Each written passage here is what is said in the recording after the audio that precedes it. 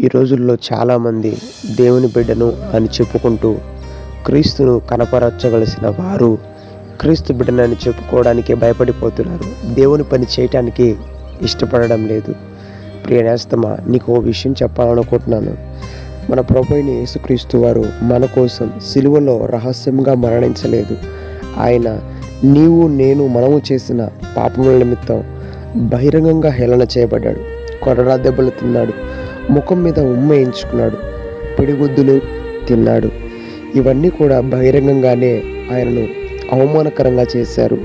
నడి బజార్లో ఏడవబడి గంటబడుతుంటే, అటు ఇటు తూలుతుంటే, తన్నే వాళ్ళు తన్నుతుంటే ఆయన సిలువను మోస్తూ పడిపోతూ లేస్తూ మరలా ఆ సిలువను మోస్తూ సహిస్తూ భయంకరమైన ఆ సిలువ బలియాగానికి ఆయన అప్పగించుకునేది మనం చూస్తూ ఉన్నాం. ఆ భయంకరమైన సిలువలో నీ కోసం నా కోసం ఆ తీవ్రమైన శపితమైన శాపగ్రస్తమైన ఆ సిలువలో ఆయన వేలాడడానికి, రక్తాన్ని చిందించడానికి, బలి అవ్వటానికి కారణం ఏమిటో తెలుసా? మనము చేసిన పాపములే. ఆ పాపములో ఆ శాపాన్ని మనం భరించకుండా మనము రక్షించబడాలి అని ఆ దేవాతి దేవుడు కృప చూపి కనికరించి మన ఎడల జాలిపడి తన ప్రాణాలని అర్పించాడు.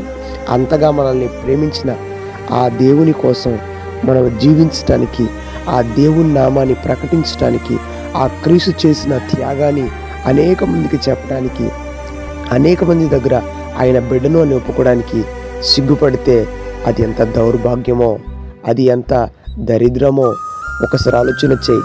ఈ క్రీస్తు నీ నుండి కోరుకునేది ఏమిటో తెలుసా? నీ కోసం నేను ప్రాణాలనే అర్పిస్తే ఆ ప్రాణాలు అర్పించటంలో ఏది కూడా నేను దాచుకోలేదు కదా. బహిరంగంగానే నన్ను నేను కనపరుచుకొని అవమానకరమైన శాపగ్రస్తమైన అటువంటి భయంకరమైన మరణానికి నన్ను నేను అప్పగించుకున్నాను కదా. మరి నా గురించి నువ్వు జీవించవలసి వచ్చినప్పుడు ఎందుకని రహస్యమైన జీవితాన్ని జీవిస్తావు?